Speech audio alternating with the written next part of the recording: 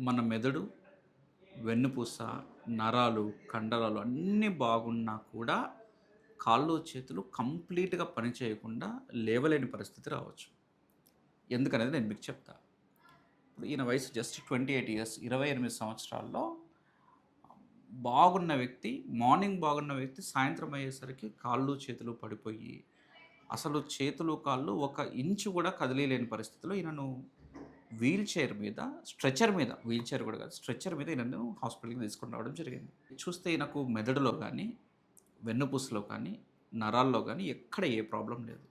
కానీ బ్లడ్ టెస్ట్‌లో ఒక చిన్న ప్రాబ్లమ్ ఉన్నట్లు వచ్చింది.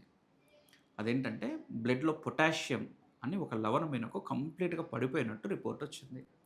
అసలు ఏంటి పొటాషియము? ఈ పొటాషియం పడిపోతే ఎందుకు కాళ్ళు, చేతులు పనిచేయకుండా అయితాయనేది అర్థం కావడానికి మనకు ఒక చిన్న బ్యాక్‌గ్రౌండ్ నాలెడ్జ్ కావాలి. అంటే ఫర్ ఎగ్జాంపుల్ ఇప్పుడు నేను ఈ చెయ్యి లేపాలన్నా, నడవాలన్నా, మాట్లాడాలన్నా, ఏం చేయాలన్నా కూడా ఆ కమాండ్ అనేది మనకు బ్రెయిన్‌లో నుంచే స్టార్ట్ అయితది. అంటే ఈ సిగ్నల్ బ్రెయిన్‌లో స్టార్ట్ అయ్యి మెదడు నుంచి వెన్నుపూసకి, వెన్నుపూస నుంచి నరాలకి, నరాల నుంచి కండరాలకెళ్తది.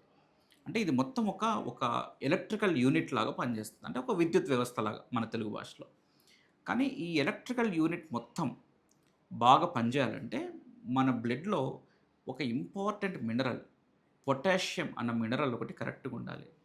ఈ పొటాషియం లేకపోతే, ఈ పొటాషియం బ్లడ్ లెవెల్‌లో తక్కువైతే మిగతా అన్ని ఆర్గన్స్ బాగున్నా అంటే మెదడు, వెన్నుపూస, నరాలు, కండరాలు అన్నీ పర్ఫెక్ట్‌గా పని చేస్తున్నా కూడా కేవలం ఈ పొటాషియం లోపం వల్ల బాడీలో కదలిక లేకుండా రావచ్చు. మన గుండె కూడా ఒక కండరమే. కొన్నిసార్లు పొటాషియం పడిపోయినప్పుడు సడెన్‌గా గుండె ఆగిపోవడము, గుండెకి సంబంధించిన రిథమ్ ప్రాబ్లమ్స్, అరిథీమియాస్ అని అంటాం. అంటే గుండె కొట్టుకునే విధానంలో మార్పులు రావడము, ఇట్లా వచ్చి కొన్నిసార్లు ప్రాణానికే ప్రమాదమయ్యే అవకాశం ఉంటది.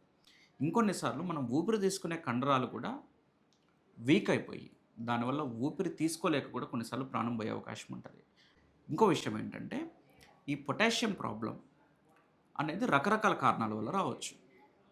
కొంతమందికి కిడ్నీ ఇబ్బంది వల్ల కావచ్చు, కొంతమందికి థైరాయిడ్ వల్ల కావచ్చు, కొంతమందికి వేరే హార్మోన్స్ ప్రాబ్లమ్స్ వల్ల కావచ్చు. కొంతమందికి అరుదుగా జన్యుపరంగా అంటే జెనెటిక్‌గా కొన్ని ప్రాబ్లమ్స్ అయినా కూడా ఇట్లా రక్తంలో పొటాషియం పడిపోయే అవకాశం ఉంటది. ఈ పొటాషియం ఎంత పడిపోయినా కూడా మనం కరెక్ట్ టైంలో దీన్ని ఐడెంటిఫై చేసి కరెక్ట్‌గా ట్రీట్మెంట్ తీసుకుంటే చాలా మంచిగా రికవర్ అయ్యే అవకాశం ఉంటది.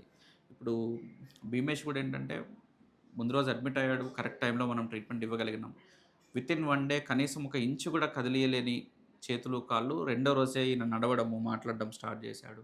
ఇప్పుడు కంప్లీట్‌గా నార్మల్ అయిపోయిండు. డిశ్చార్జ్ కూడా చేస్తున్నాం.